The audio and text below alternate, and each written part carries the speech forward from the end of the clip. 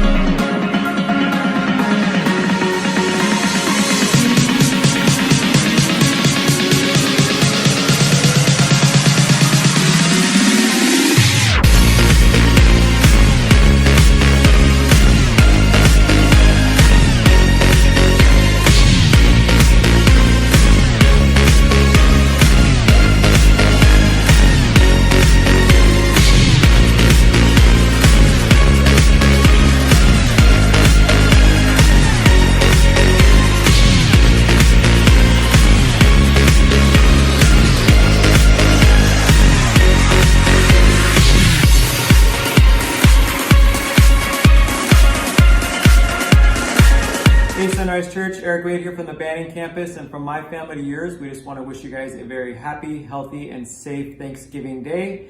We are blessed to be serving here alongside you guys, and we hope for nothing but the best. So from my family to yours, Happy Thanksgiving!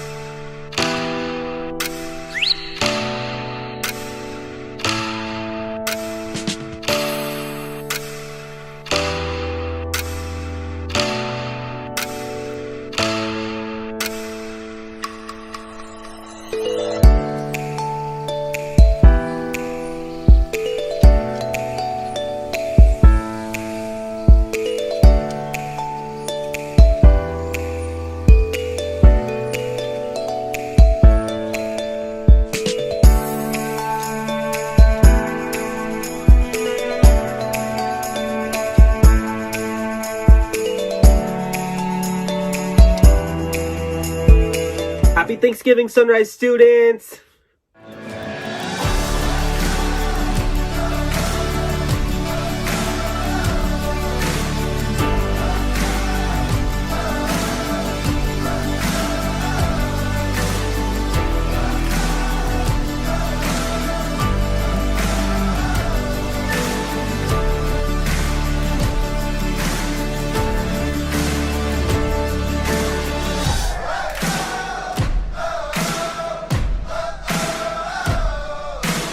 Hey Sunrise, how's it going? Hey Sunrise, super good to see all of you. Happy Thanksgiving. We're so grateful for all of you guys and hope you have a great turkey day. And we know this year has felt a lot like this, and we want next year to be like that. We love you guys.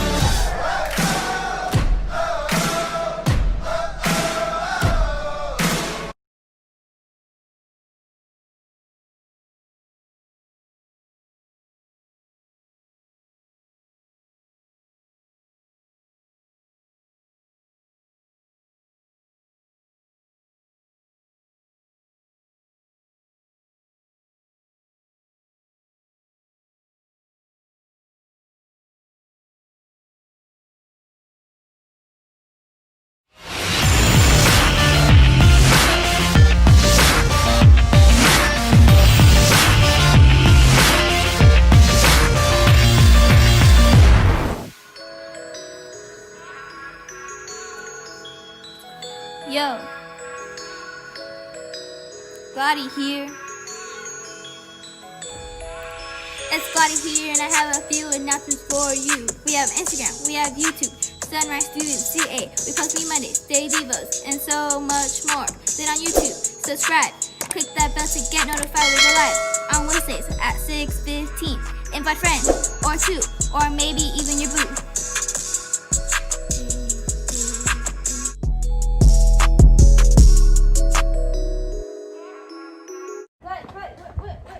What are you doing?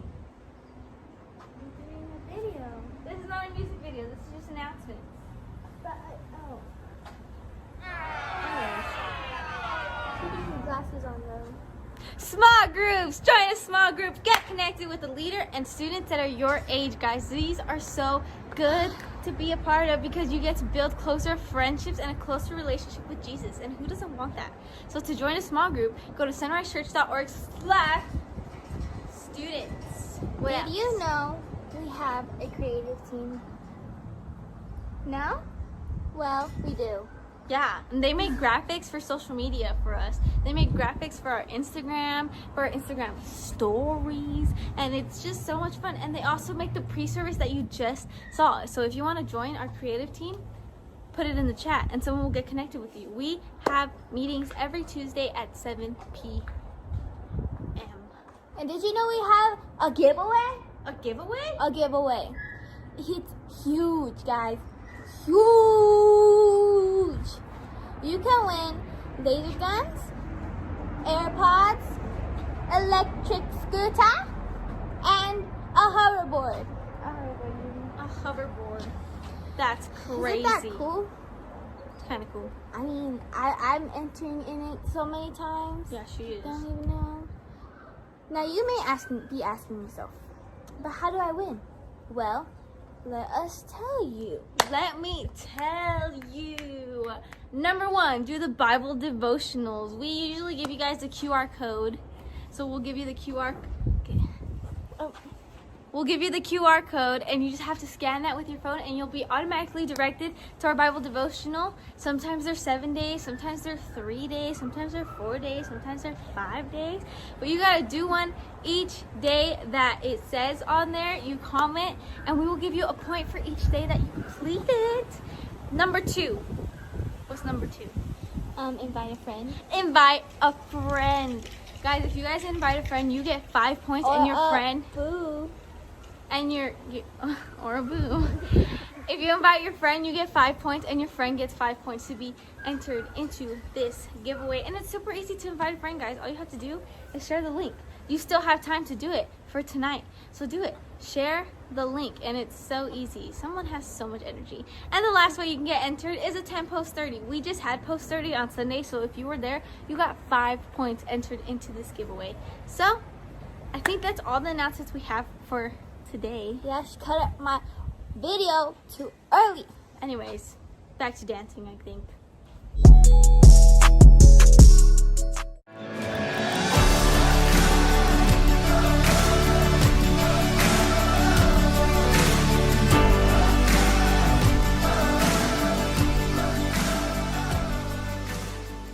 Hey, good evening, students. Eric Wade here, and we are so glad that you could join us on this Wednesday night, the eve of Thanksgiving. We hope that you guys have a fantastic Thanksgiving holiday tomorrow, just celebrating with your family and trying not to eat too much food.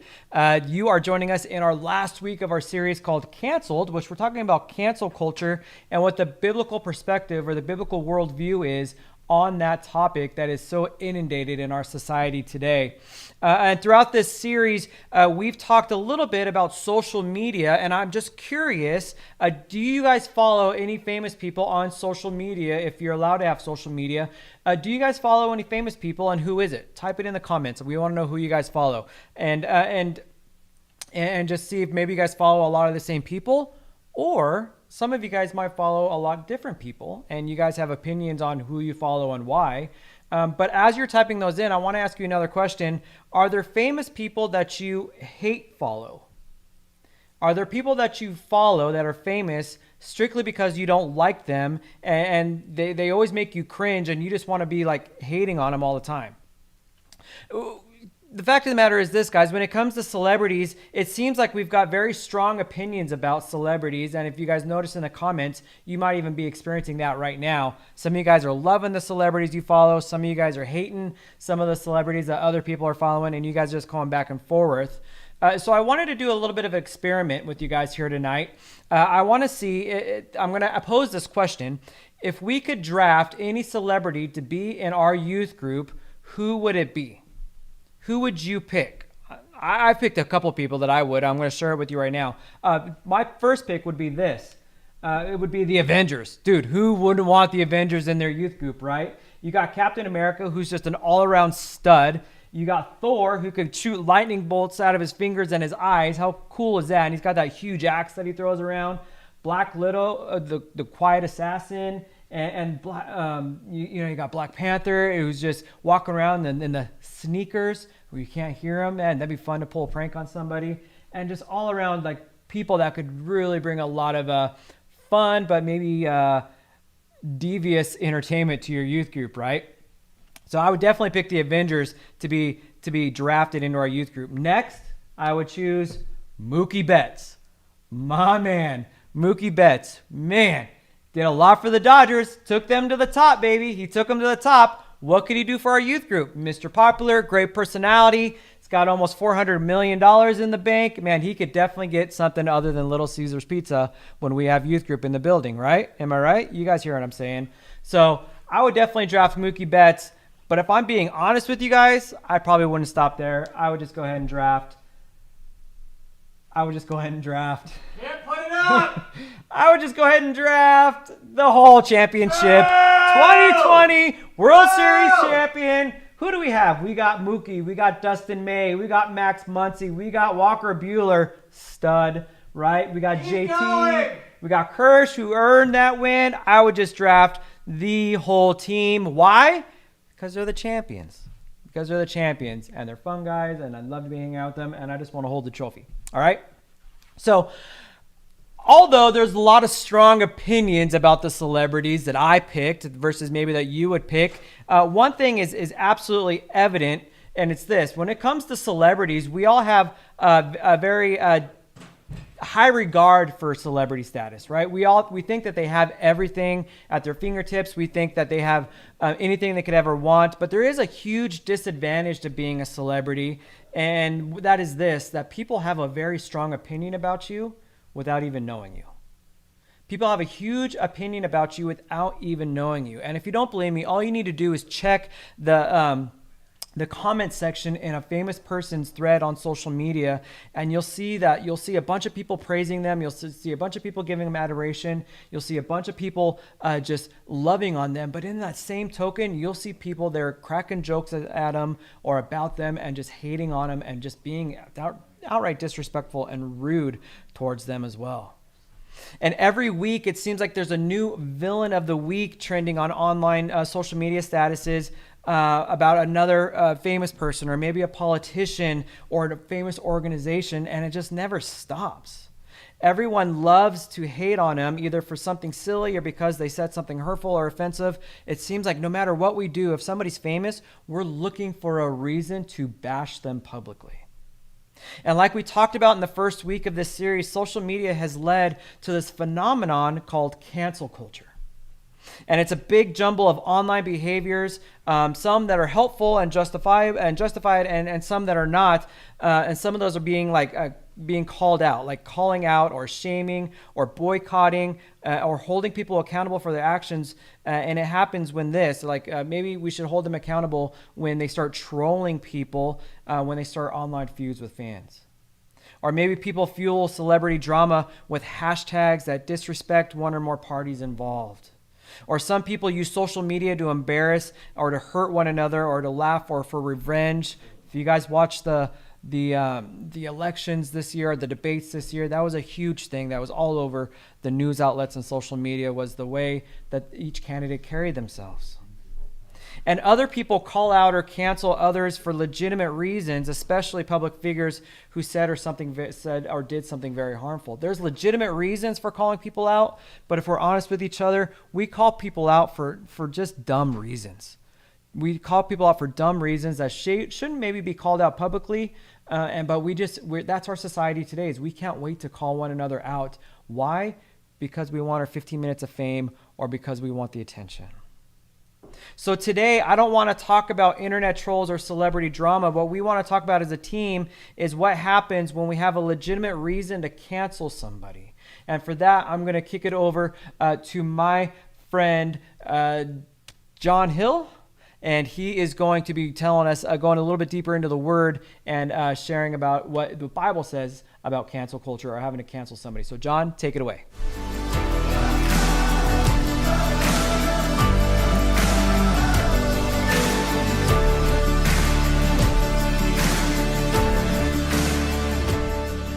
Hey guys, as we continue in our teaching, I just want to kind of make the point for all of us, hopefully we can all just agree and just kind of give each other a little bit of grace, that it doesn't matter whether it's online in our families, in our circle of friends, it could even be amongst celebrities or somewhere. There's never a shortage of people that we love to hate. Sometimes we kind of do it in a lighthearted way, and something like, I hate the Bulls, or I hate the Clippers, or whatever else. But sometimes we do it in a more personal way, where we begin to really, because someone has hurt us, or because someone has done something to us that we don't want to forgive or let go, we start to cancel them, right? And that's what our series is all about, obviously being canceled. So sometimes we love to hate them. Sometimes we talk poorly about them. We start to gossip about them. We might even dehumanize them by making them less than human, or trying to push them down, like they're not as good as us, or they're not worth our time. Oftentimes we'll try to take revenge on them. All of these are ways that we can cancel people because we're hating on them. And I know there's lots of phrases, haters are going to hate. And what is it? Who's the singer that's saying, shake it off? Taylor Swift. Taylor Swift. Thank you for that. Haters gonna hate. Yeah, there you see. Pastor Eric is singing it for us. And I hate that he knows that and that he sings that. But anyway, in all seriousness, it's important for us to know how to handle these kinds of situations correctly. I still remember, I think I told you guys some other talk that we had about this guy Tom that was in my youth group when I was growing up, and I was middle school, probably middle school-ish. And this guy Tom had, he was just real snobby. Like, he was just one of those guys, we used to call him a soch, right? He just kind of hung out on his own. He thought he was better than everybody. And even as I say that, I realized that maybe some of what I'm telling you about who Tom was is probably because of my hate for him. Because he would always make fun of me because I didn't have a dad, right? So he would constantly make fun of me. Well, I remember one time, it was one of those weekends when my dad was willing to come pick me up and do something with me early on after my parents got divorced. And here's Tom making fun of me. Well, we had a football game at our church. And I can remember I hated Tom so much that during this football game, I made it my mission in life every single play to knock him down. Now, Tom was, a small dude. He wasn't a big dude. He wasn't a tough guy. He was more like a sort of preppy, sort of nerdy type dude who was really, again, just very sharp with his mouth and just loved to talk poorly about people. And so every play would run. I would go out of my way. At one point, my dad even asked me in a huddle, "What are you doing?" Because he told me to do a certain, pattern and out, maybe an out and up or an out and in. And I went totally the opposite direction. And he couldn't even throw me the ball because all I was doing was looking for Tom so that I could knock him over. And I remember it was so, in my mind at the time, sweet because we won the football game. And my jersey, my uniform, I didn't have a uniform, but I had a shirt and stuff, was totally clean. And Tom's was muddy and dirty because he spent the whole time in the mud. And I was so happy about that, only later to feel really guilty because I really wasn't myself. I kind of went out of my way to hurt him. And it's what makes things complicated when we love to hate people, right? Because when we're hurt, we want to stick up for ourselves. We want to hold people accountable and call them on the things that they're doing. We want justice. And here's the thing. Oftentimes God calls on us to forgive and show grace rather than seeking revenge. And that's so hard for us to do because it's just human for us to want revenge. I'm going to read a text a little bit later that'll kind of make this point even greater. So the questions become like, how do we balance accountability with grace and forgiveness? How do we balance allowing people to take responsibility for their actions, but also giving grace and forgiveness? Does forgiving someone mean pretending like the hurt never happened? I'm going to say right off the bat, no. But when do we need to seek justice? When is it that we need to make sure that someone kind of gets what's coming to them, if you will, instead of just letting something go? These are hard questions when you become a follower of Jesus.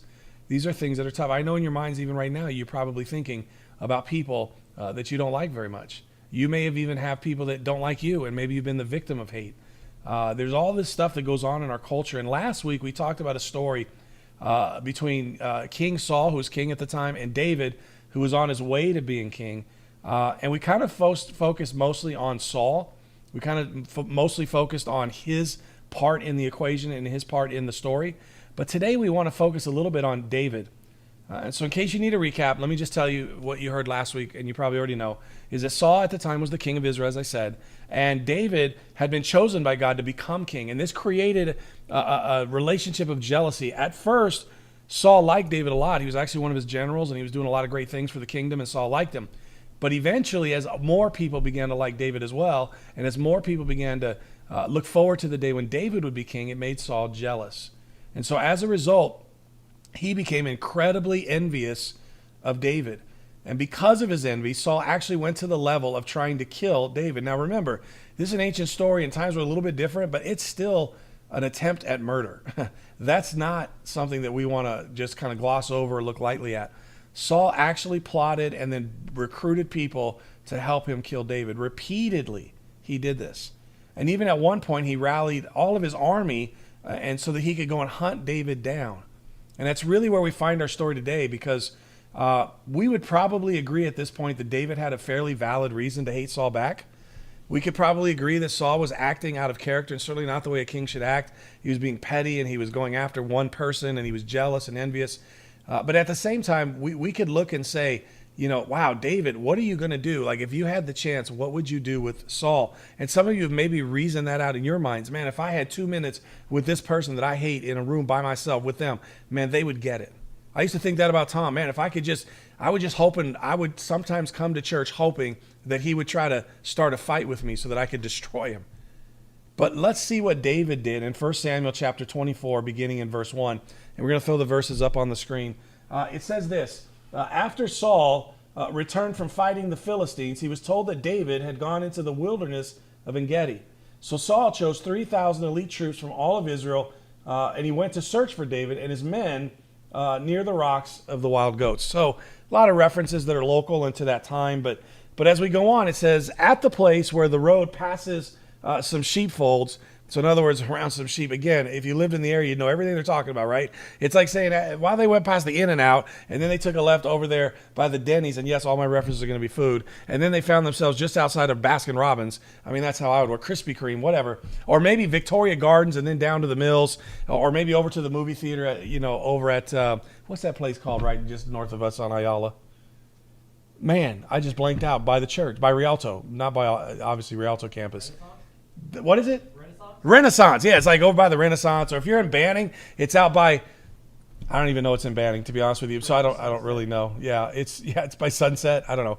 Anyway, or down in Ontario, you get it. But here they're showing all these local kind of references. Now at this place it says David and his men were hiding farther back in the cave. Now here's what's going on in the cave. It says in verse 3 that Saul went into the cave to relieve himself. So basically he went into the bathroom.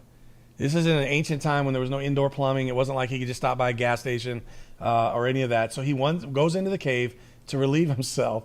I can't even say it without laughing. I know you guys are laughing. And then David is further back in the cave. And in a cave, it can be very dark, right? So you could feel like you're by yourself and not even realize that there's an animal right next to you. Or in this case, your worst enemy is right next to you, who you've tried to kill, who you've declared that you're going to kill, who has been running and hiding from you. And now here he is with some of his men, and you're by yourself away from your troops in this cave.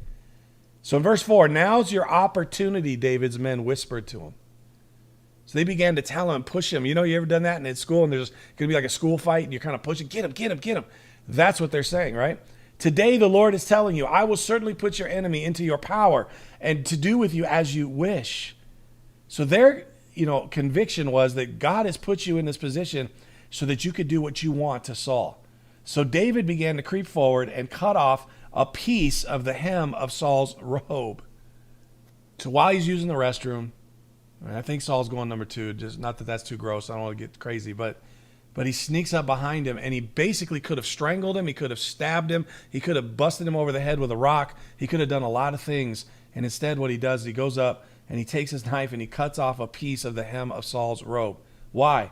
Because in verse 5, but then David's conscience began bothering him because he had cut Saul's robe. This is where I kind of have a hard time with the story, but like he cut the hem of the robe. He didn't cut his head. He didn't bust him up. He just took a sliver of his robe, and we're going to see later, to prove that he could have done whatever he wanted. And David actually even felt bad about that. You know, it's like if you hate somebody and you took something of theirs and you hid it, or or any of that, and then you feel bad later, right? That's what he's dealing with, except he's dealing with a person who's out to kill him. In verse 6, he said to his men, "The Lord forbid that I should do this to my lord the king." He still looks at Saul as his king. He still has a respect for Saul's position. He goes on, he says, "I shouldn't attack the Lord's anointed one." He sees Saul as being in this position because God had put him there. For the Lord himself has chosen him. Now, the ironic thing about that particular statement is God didn't really choose Saul. God basically let the people, he kind of allowed the people to have what they want to show them a lesson because they had picked poorly who would be their king. They picked their king way back based on how he looked and how tall he was and how tough he looked. And really, God said, fine, then have what you want. It's kind of like your parents might do with you sometimes. Okay, go ahead, stay up late tonight. And then they don't give you any mercy the next day when you're tired and you don't want to go to school and you're wiped out. But it was kind of your fault because you stayed up playing games, video games, or you stayed up binge watching on Netflix, or you stayed up late texting all night. And so now you're really no excuse. And you got to go take a test and you got to go through school, and they won't let you miss, and they won't let you try to extend the test date. Yeah, that's kind of what God did with his whole nation of Israel. You want Saul? Take Saul. And then the nation became a mess. And meanwhile, right underneath Saul is David, who was God's choice really for king, is thriving and doing well. And eventually the whole nation began to see that. Well, still in David's eyes, because Saul was in that place, he still respected and honored him. And he actually says in verse 7, so David restrained his men and did not let them kill Saul. So even after David wouldn't kill Saul, his men were like, hey, we don't have a problem with it. We'll kill him. So not only did not David take revenge, he didn't allow his boys to take revenge either. He didn't let somebody else do that for him. And I tell you this because there's two things. Number one is, obviously the bathroom thing's kind of funny, right? I mean, we could laugh a little bit about that. But secondly, not only did David not kill Saul, he didn't even hurt him. He didn't even talk poorly about him to his friends. He didn't go around and tell people and make promises to people about how Saul's going to get his, and one day I'm going to catch up to him, and one day I'm going to get... He actually let Saul leave in peace. Later in the text, it talks about how he kind of popped out of the cave as Saul left, and he let Saul know by holding up his, torn garment that he could have done it, but he didn't. And he basically pleaded with Saul, you need to trust me. I'm not trying to kill you. And really after that moment or after that day, David, because he chose to love Saul in spite of Saul's actions, Saul didn't really buy into that. I mean, I'm sure he was moved, and I'm sure at that point he felt the power of David showing him mercy, but at the same time, he still hated David, and basically they agreed to just leave each other alone, and that's what happened. They didn't see each other the rest of their lives. They didn't interact, and eventually Saul, died. He basically died on his own sword, and David took over. But what I'm trying to let you know is in that moment where David had every reason to take revenge, every reason that anybody would have allowed and said, yeah, it's good, we understand why you took Saul out, but he didn't. He chose to forgive. He chose to let it go. He chose to do everything that he could do to keep peace between he and Saul.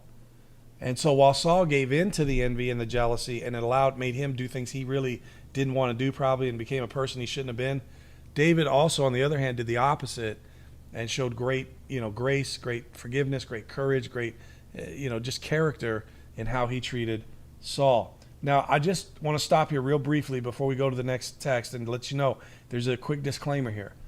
When we talk about forgiving people, when we talk about, being able to handle how we, wrestle with hate and all of that, the moral of this story is not that we should be nice to people who are abusive or who are dangerous to us. That's not the moral of this story. The moral of the story is not to ask for help, or it's not to not ask for help when you're in danger. It's not to allow danger to go and you're in imminent, ongoing danger and you just don't say anything. That's not the moral of the story.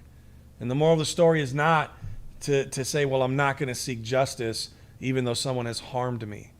That's not the moral. That's not what we're trying to say. But what we are trying to say is that we want to be people who are careful about how we handle our own feelings of hatred that well up when people are wronging us. And it's important for us to understand the power of even forgiveness. Now, here's what Jesus said, and we can all hopefully agree that Jesus is the person that all of us should be listening to when it comes to these. Okay, where'd it go? Where'd it let off? I mean, Literally just 10 seconds. so we can just start with the Jesus part, right? Yeah. When it comes to those situations where we've been wronged and maybe the culture calls for it, Jesus says, but here's what I say to you. Do not resist an evil person. If someone slaps you on the right cheek, offer the other cheek also. If you are sued in court and your shirt is taken from you, give your coat also. If a soldier demands that you carry his gear for a mile, carry it 2 miles. Give to those who ask and do not turn away from those who want to borrow. Here's basically what he's saying. Instead of trying to go back and get people in the level and depth that they got you, he's saying flip it around and actually be people of kindness and people of generosity and people of graciousness. And he uses these examples of turning a cheek and if you're sued in court, being willing to just let it go. And a soldier in those times a Roman soldier could make you walk a mile with their gear. It's kind of like a senior could come and make you as a freshman carry all their stuff to class. In Roman time, they would let that happen and you had to go at least a mile with them. And Jesus said, well, don't go a mile, go 2 miles. And the reason that Jesus is saying all of these things is he's saying just be a person who reacts differently than everybody else when it comes to these things. Then he caps it off, and I'm going to throw these verses up on the screen. I'm sorry. You have heard the law that says, love your neighbor and hate your enemy. But Jesus says, I want to tell you, love your enemies. Now, how hard is that? Love the ones you hate. Love your enemies. Pray for those who persecute you. In that way, and this is what I want to kind of close this before we go on with the rest of the service. In that way, you will be acting as true children of your Father in heaven. You see, Jesus says in this way of being willing to love our enemies and to pray for those who persecute us, we become like true children of our Father in heaven. Why does Jesus say that? Because God's goal is to give us grace and to forgive us of our sins and to bring us into his family even though we don't deserve it, in the hopes that we might connect with him and then turn our lives around. He's saying we should be that way with people around us, because if we're going to say that we belong to God, that we're followers of God, that we love Jesus, then we should be treating people the way Jesus treats us. So what that means is learning to be people who could love our enemies, learning for people who could pray for those who might be bullying us or treating us poorly. And in that, there's a great power, because it confuses people. What they expect for you to do is react the same exact way. What they expect from you is for you to come back with violence or come back with gossip or come back with shaming or come back with canceling. But when we're able to come back with a love and a grace and a dignity about us, that's what he meant by turning the cheek. That's what he meant by not resisting an evil person. He's saying you don't run and cower. You don't just quit, but you react with dignity, but in a way that shows grace to that other person, so that you let them know that you're not going to be pulled into that kind of stuff. So here's kind of the bottom line of today. If you forget everything else, just remember this. When it comes to cancel culture, if we're going to reverse it, then we've got to learn to love the people that we actually want to hate. Like, our goal might be to hate them, and we might be even justified in thinking that. But what we want to do is be people who love even the ones that we may want to hate. So I want you to think about that and kind of wrestle with that. Maybe think through the person you hate in your life, and maybe you have every reason to, and think about, how can I begin to love them? Not because they deserve it, not because they've earned it, but because that's what God is asking you to do so that you could be an example of him. And we're going to wrap this up a little bit later. You're going to hear more how we close this message out. But before we do, we're going to kick it back to the team for some games and some giveaways and some other great stuff. I don't even know, is it that time yet? Am I supposed to be saying that? So here's what I want you to do. I want you to type in the chat, because you know the answer to the question, what time is it, right? It's game time!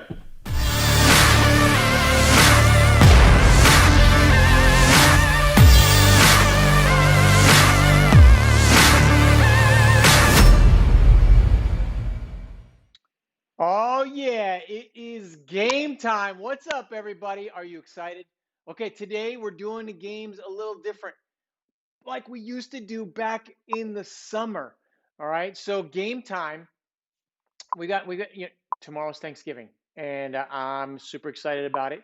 So we're gonna play the sudden death word guess scramble. It's the Thanksgiving edition, and basically, let me just show you what's gonna happen here. All right, we're gonna turn that off. So Can you be the first to figure out the Thanksgiving related puzzle? All right. So you're going to see, it's kind of like, how many of you have ever watched Wheel of Fortune? Put in the chat, you've watched Wheel of Fortune. All right.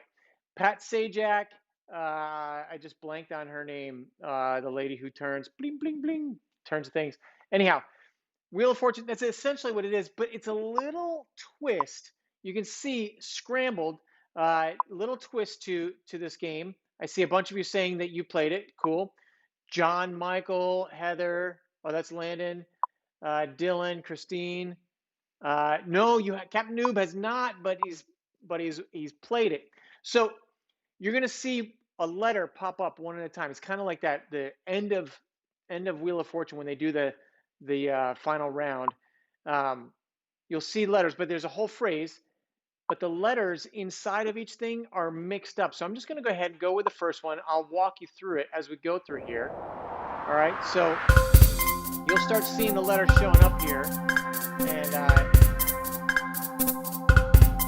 so for instance, where you see the O, it's not necessarily the first letter in that word, but it's a three-letter O, or three-letter word. O is one of those letters. So you have to try and figure out what this Thanksgiving phrase is. Be the first one in the chat. We're going to keep giving you letters. Look at that. Oh, Vanna White. Thank you, Kelly. Vanna White. Yep, totally forgot. Tomorrow, we'll be thankful for my family's new house. Awesome. Okay, can you see? You're seeing the words show up. Remember, you got to mix them up or unscramble them. What is the first word? I'll give you a hint. The first word is making. First word is making. What is the rest? What do you think is the rest of that phrase? You've got all the letters now. Okay, we'll just do a few of these rounds. I see you, Landon, wondering there. What do you think this phrase is? Remember, you got to unscramble them. This is kind of hard. You got to put it in the chat there, whether you're on Instagram, Facebook, or YouTube. Yep, the word family is there. The word for is you got to put them all in one phrase. Oh, Kelly, what's up? Making family plans for Christmas. Check it out, my friends. There it is, making family plans for Christmas. That's something you do at Thanksgiving. All right, let's do another round. Check this one out. Here we go. All right, now this is 4 words. The third letter is 2. Now let's see. Oh, Maddie was the first student to get it. Who can guess what this Thanksgiving related phrase is? Yathus. Alicia's so bad at this, it's funny. This is one of my, I love scramble words. Scramble, like, when we used to get the newspaper when I was a kid, this was one of my favorite things. Kelly, I love word puzzles as well. One of my favorite games ever is Boggle. All right, we got all the letters for all 4 words. All right, I'm going to give you a hint. The third word is of. What do you think the whole, oh, David Bumpus says he knows what it is. Anybody else know what it is? Oh, so confused. You got to take the words and de-scramble them or unscramble them. It is, check it out, the 4th Thursday of November. That's Thanksgiving. That's Thanksgiving. All right, so that's when Thanksgiving actually happens. All right, we'll do 2 more rounds of this. All right, here we go. Oh, I'm in the way of this one. Let me move myself out of the way. There we go. No. Only person who's seen this is me. Actually, I haven't seen this either here. Okay, who's gonna get this one? The 5-word phrase.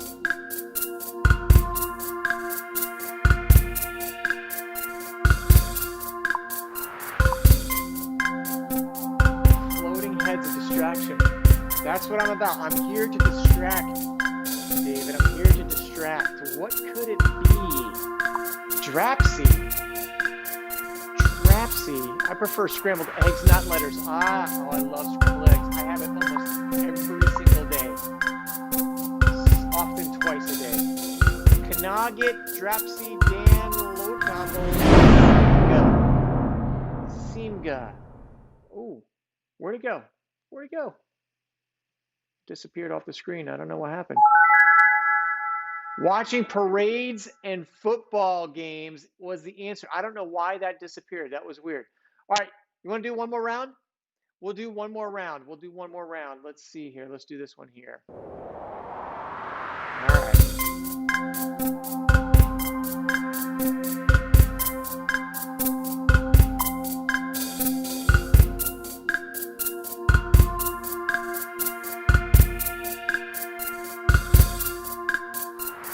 O is in a three-letter word.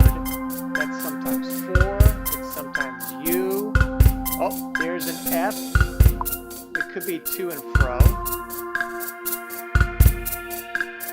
ESO, Piso. Ooh, Pismo Beach. Oh, I love the beach. Pisog, of, Ackle, Ardif, Sail. Pisog, Sail. Alicia, don't give up. Come on, you got this. All right, let's see what student gets this the quickest. All right, we've got all the letters up there. All the letters. Pin, Sfog, Orf, Backle, Yardif, Saddle. Think 2 days from now. Think 2 days from now. Yes, it is shopping for Black Friday deals. Shopping for Black Friday deals. All right. Do you want to do one more, or are we good? We good? Should we do one more? I'm gonna wait for you guys to respond. Angelina's like freaking out, like, oh my gosh, what? That's what it is. Okay. All right. Captain Noob, so slow at this, dude. I get it. We're gonna give you some extra. We'll do one more round. We'll do one more round. I'll give you a little. Well, let's do. I'm gonna do a 3-word one. A 3-word one. Okay. This is fairly easy. 7% of American adults believe that chocolate milk comes from brown cows. David, with fascinating statistics and facts and figures. Caleb, your family is trying to figure it out and yelling. That's really funny. All right, let's see what student gets this first. No, he shouldn't stop giving out random facts, Landon. That's just helpful for your brain. It gets your brain going. All right. Antic, efail, tribuse, antic. All right, what is it? What do you think this is? Oh. Now, why does that? I don't know why that disappears. That is not supposed to disappear at the end. Let me see if I can. I can't. I don't know why it disappeared. I apologize for that, but there it is. All right. Well, great job taking family pictures. Max, it has nothing to do with being a Mac, David Bumpus. It has to do with the game actually working the way it was supposed to, that it was sent to me. Anyhow, so, all right, we're going to go back to the message. So we're going to wrap this message up. So I'm going to send it to myself. Take it away, Eric, with a K. Okay, so I want to wrap up our message today, and I want to ask this question. What do you think it means to turn the other cheek? I want you to put that in chat, what you think it means to turn the other cheek. Put it in the chat, because I think it's a phrase that's often misunderstood. When Jesus told us to turn the other cheek, I don't think he was saying, just let people walk all over you and don't ever defend yourself. Because the reality is Jesus had no problem defending himself. Jesus got angry with people who were cruel and unkind. But he never sought revenge. He never allowed things to escalate because of his pride. So what I think Jesus meant when he said to turn the other cheek, I think when he meant for us when someone attacks us or lashes out at us or hurts us, I think he says don't be overcome by anger. Don't plot revenge. Don't escalate the situation, right? Don't react without thinking. Instead, respond wisely. I think that's what Jesus is saying, because here's the thing. Most people, when they're asked to describe Jesus, what he was like, they would say he's kind and he's gentle and he's meek. A lot of people think that 33-year-old Jesus walking the earth was the same as the 8-pound, 6-ounce baby Jesus, right? And he was kind and gentle and meek, all of that. But he was also revolutionary. He literally would upset the political and religious leaders of the time. All of that stuff happened. And he didn't allow people to just walk all over him. I want to help you understand this concept with this illustration. Now, I asked Eric and Frankie to illustrate this. Imagine you are Eric and you're really angry with someone, and you're so angry you just want to line up and just haul off at this other person. Now imagine that other person ends up, instead of responding and hitting you back, puts his arms up. What happens? Suddenly you feel shame and guilt, and the whole situation de-escalates and you walk away. That's what I think turning the other cheek is about. I think this is how, like a way for us to understand. We choose to love over responding out of hate, because the power of our love over hate and self-control over revenge, I believe, will literally change other people. I think it has the power to change our culture if we lean into it. Turning our cheek isn't just saying get over it. It's strategically choosing to love instead of hatred, because love changes things. So who are your enemies? Who is it you're tempted to hate? Who is it that you have hurt because they hurt you, and it just kept going back and forth and it escalated? Think about these questions here. How can you stop the back and forth exchange and keep it from escalating? How can you strategically choose to love instead of responding out of anger? When someone hurts us, it's natural to want to respond and cancel them because of what they've done and make them pay, right? But that's not what Jesus is telling us to do. He says we need to model a new way forward for the rest of the world, right? We need to show people the way of love instead of showing them the way of hate. And I want to suggest 4 ways to do that. The first one is to forgive. We need to forgive people, not for them, but for us to move forward, and for God, right? Sometimes we're not ready to forgive. And honestly, I believe forgiveness is a journey. And the second thing we need to do is notice. There's a lot of people responding out of love in our world today. But we just have to notice it. We need to pay attention and see it and allow that to be models for us. And we need to be those models for other people, because there is so much hate and anger in our world right now. The third thing is to defend. All right? We need to defend others. Maybe you've seen someone who's been bullied online. You need to defend them. We need to stand up for them. I talk to my kids all the time. If one of them is treated unkindly at school, I tell them that the other one has to stand up for their sibling. It's something we need to be defending each other. We all need someone like David had someone when Saul was coming after him to kill him. He had Jonathan to defend him. We all need someone like that. We need to be someone like that. And finally, we need to pray. When you are so angry at someone, you just have bitterness and rage and anger and hatred towards someone inside, if you start praying for them, I just challenge you to start praying for them and see what happens inside of you. You can't stay angry at someone when you're regularly praying for them. I really believe that's true. So as we close, I want to challenge you. I want to challenge you to pray for the person who you have been angry with, the person who has been unkind to you, the person who has said something false about you or mean about you, or someone who just rubs you the wrong way. I want to challenge you to pray for them. Ask God to help you to choose love instead of revenge.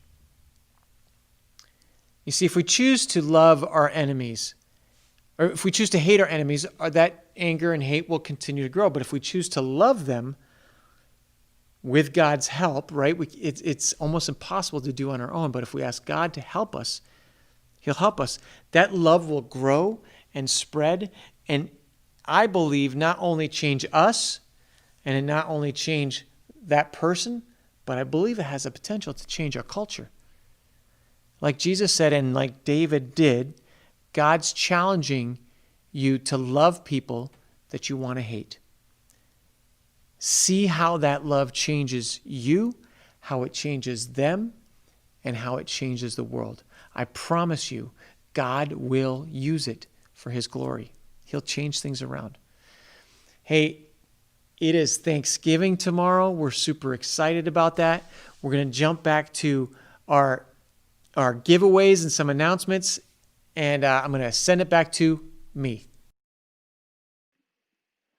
All right. Well, I love this message. I've loved this series because it's so important for us to really think about why we cancel people. You know, this idea of cancel culture.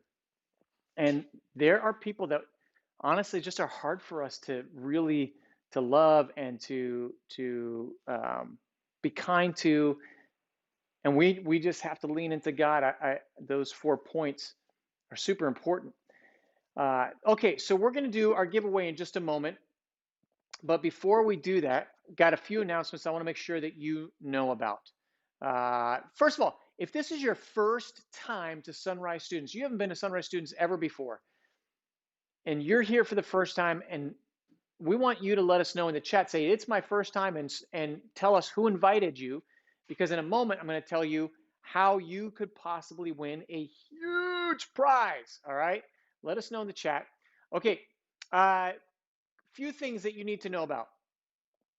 A whole bunch of you are on YouTube right now. You're watching us. You're engaging in the chat on YouTube. We're live on YouTube every Wednesday, 6:15. We also have an Instagram page that's Sunrise Student CA. So a bunch of you are on Sunrise Student CA at Instagram. On our Instagram page, by the way, we have Daily Devos a Dose. So there's 90 seconds of encouragement from God's Word. We just finished 1 Corinthians. Now we're going through 2 Corinthians. It's a great book in the Bible. Want to encourage you to get on every day at 2 o'clock. We do that 90-second devotional. You can watch it as it comes up, or you can watch it somewhere within 24 hours because that's how stories are. We have our creative team, which I'm going to talk about in just a minute, create a lot of our posts and our stories of games and trivia stuff that show up on our pages there. I see a bunch of you talking about what you're having tomorrow, because yeah, tomorrow's Thanksgiving. Keep putting in that. Captain Noob says he's going to make dessert for his family and cousins like he did last year. Andalina is saying, well, she's going to kind of help with dinner and wake up really, really early. Landon says, I'm making green bean casserole. That's I think it's my daughter. Kinsey's and Carson's one of their favorite meals. I'm not sure. I'm not a bean guy, but Annalina's making stuffing. We make pie. We make a ton of pie. We used to have, when we were in Oregon, we do our Thanksgiving with 2 other families. We were all from the East Coast, and we were living in Oregon, and we didn't have any other families, so we get together for holidays, and we would do what we call Pie Palooza, and everybody in all 3 of our families. David bought the whipped cream. You contributed. Just tell Tammy, hey, I contributed. I'm part. But anyhow, we do this thing called Pie Palooza. Everybody would make or buy a pie, and then we bring it to the house, whoever house is hosting, and we'd have so much pie. The word got out about Pie Palooza that other people would have their Thanksgiving meals and take their break and then come over to our house or wherever was hosting and enjoy pie with us. It was super awesome. What's up, Josh? Josh is here. David, you are a giver. That's true. All right. So anyhow, back to what I was saying. We've got we got the Daily Devos a Dose. There's John giving Daily Devos with his becoming iconic face mask that he keeps wrapped around his neck. But the stuff that happens, so much of the stuff that happens on Instagram is done by our creative team. So our creative team, if you want to be part of our creative team, you are welcome to be part. We would love to have you be part. Last night, we meet every Tuesday at 7 p.m. and we do training stuff on there.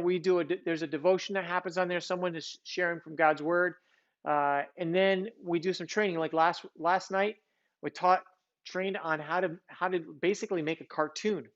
But all of the video stuff, all the pre-service stuff that's made is done beforehand by our creative team. All that stuff that you see at the beginning, the first 15 minutes or so, is done by our creative team. So we'd love for you to join for us. Now, we are doing a huge giveaway next Wednesday. Next Wednesday, we step into December. What? That's right. We step into December. We're doing a huge giveaway. And here's how it happens. Okay, so if somebody invited you or you invite somebody, you get 5. Now it's too late after tonight because the giveaway is going to be done. We'll do another giveaway, I think, in January. But there's 3 ways you can get points. You get 5 points for every person you invite. Like, for instance, Maizan invited a couple people. Claudia has invited a number of people. Claudia's going hard after this. You get 5 points for each person that you invite for the first time, and they show up, not just sending out the invitation. But you also get points for showing up. A whole bunch of you were at the Post 30 this past weekend. We're doing another Post 30 in 2 weekends from now. In 2 weekends from now, we're doing another Post 30. So 30 minutes after outdoor service. But you'll get 5 points just for showing up to Post 30.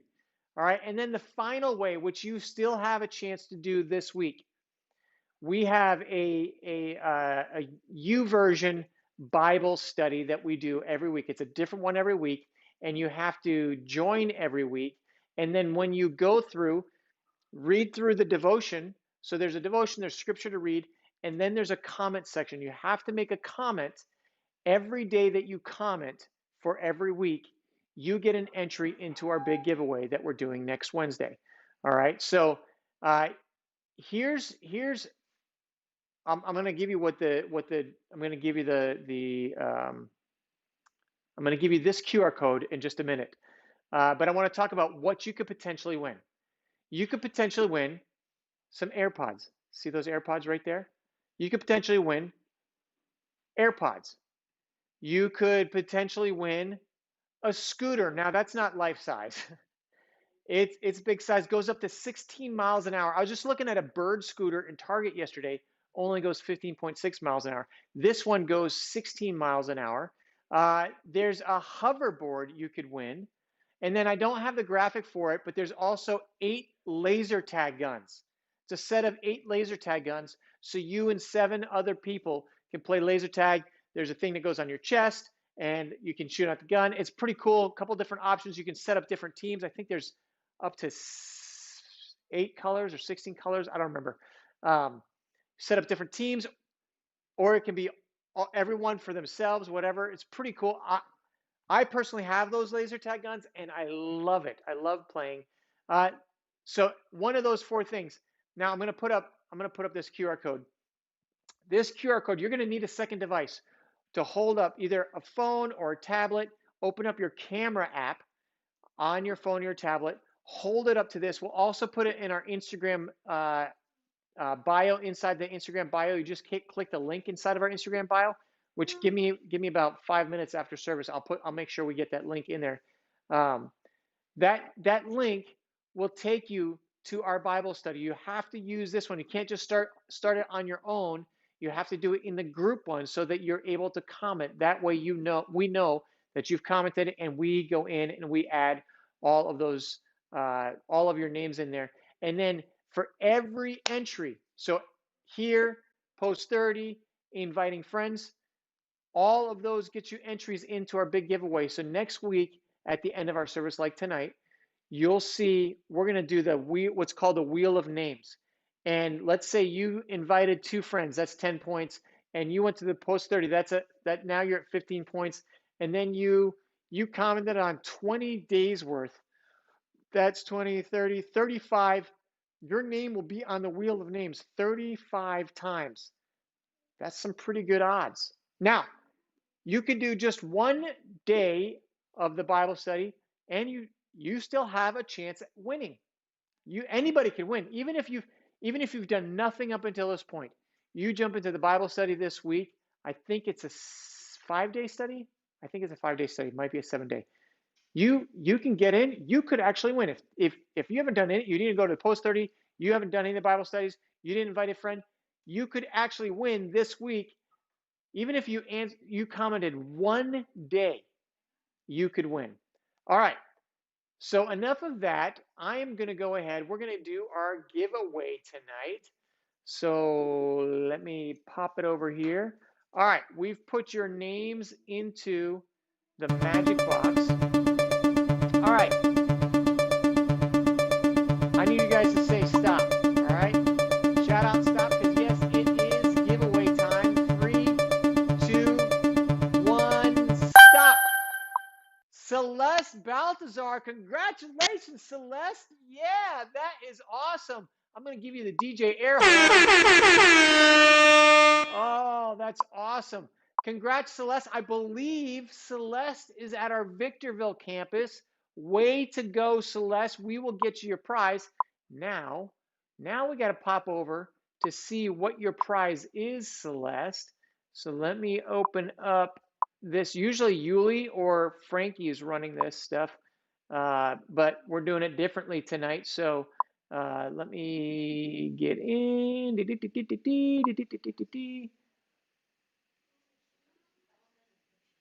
Oh, there we go. There we go. All right. So here is our wheel, and you can see some of the things that you could potentially win here.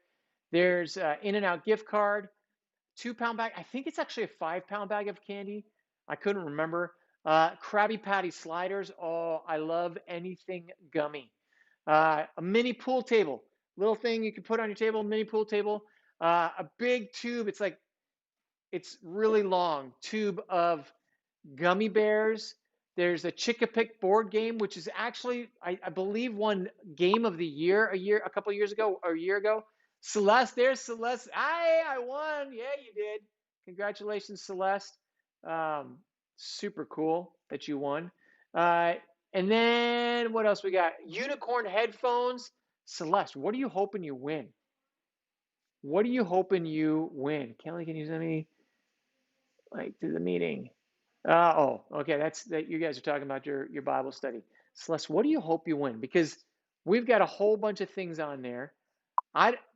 All of those things are pretty exciting. You can't go wrong. Can't go wrong on this prize board. I always feel like we pick out pretty great prizes. We used to have some not so great prizes, but I think these prizes are pretty awesome. All right. Landon, they're talking about their girls' small group. You're not invited. All right. They're having their small group after service. There's some groups happen right after. Ontario, or what's it called? Banning small groups happen after service. So anyhow, all right, Celeste, everybody's going to shout in the group here. Shout, spin that wheel. But we need you to put in all caps. Ready? Shout, spin that wheel all together. Get ready. I'm going to give you a second to get ready to do this. Ready? 1, 2, 3. Spin that wheel! What are you going to win, Celeste? I'm so excited. What is it going to be? What is it going to be? Oh, you have won the unicorn. Congratulations, Celeste. You won yourself a pair of unicorn headphones. Look at David Bumpus going back to referencing the game we played earlier, the Scramble game. Nice job, David. David Bumpus, seriously smart. That's awesome. Way to go. We're super excited for you, Celeste. You are the big winner. You won the unicorn headphones. They're just fun headphones, unicorn, all on that. So we'll make sure we get that to you in the next couple of weeks. That is it. All right, I'm going to put up, if you didn't catch this, I'm just going to put this up because it's so important. Even if you're not in for the actual trying to win, you can still join us in the Bible. So we've had a bunch of engagement in this. It's super encouraging to study God's word together. I think it's really important to be in God's word every day. God uses that to train you, to encourage you, to challenge you. It's what helps us to grow as followers of Christ. So get onto that. We love that you jump in on Wednesday nights and join us for our Students Live. We'll be back here next Wednesday. We're going to do the big, huge giveaway. We'll do a giveaway like this. By the way, if you want to be part of our, well, yeah, I'm just going to leave it there. Next week, we'll be back 6:15. Tomorrow is Thanksgiving, my friends. And then by California law, you will be allowed to put up your Christmas decorations without any judgment. All right, Christmas music can get started. I love that season. Thanksgiving has to happen, so we're diving in. Oh, pumpkin pie tomorrow. Oh, chocolate silk pie. Banana. What other kind of pies do we have in Jinan? Banana cream pie? No? What else? Pumpkin, pecan. Oh, apple, chocolates. Oh my goodness. I'm getting so hungry. You guys already put up your decor, Landon. You're lucky you're up in the mountains because you know what happens. That the popo is going to come after you. Popo is going to come after you. Oh, Frankie, you know what's up. Pumpkin, David, you know what's up. Also, that pecan pie.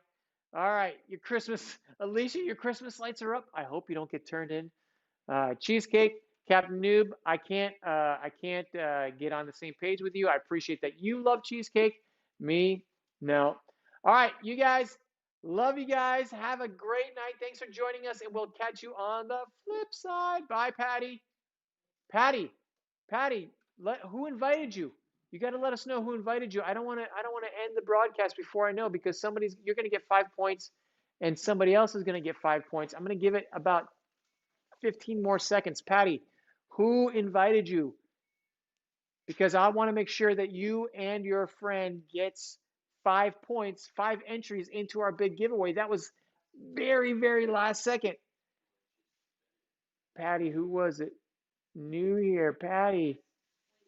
I'm going to give it just a second because you guys are in a little bit of a delay from me, because I don't want to miss out on that. 10 to 20% of U.S. power outages are caused by squirrels. All right, Mr. Olafson of Banning. So because he can't win, I'm gonna give that to his son Dylan. Dylan, you get 5 points, and Patty, you get 5 entries. Yuli's gonna make sure she gets that information. That's awesome. Next week, Patty, you already have 5 entries into our giveaway. So don't miss out next week. You don't want to miss out. You could win a pair of AirPods. AirPods. You could win hoverboard. You could win a 8-pack of laser tag guns. You could win an electric scooter.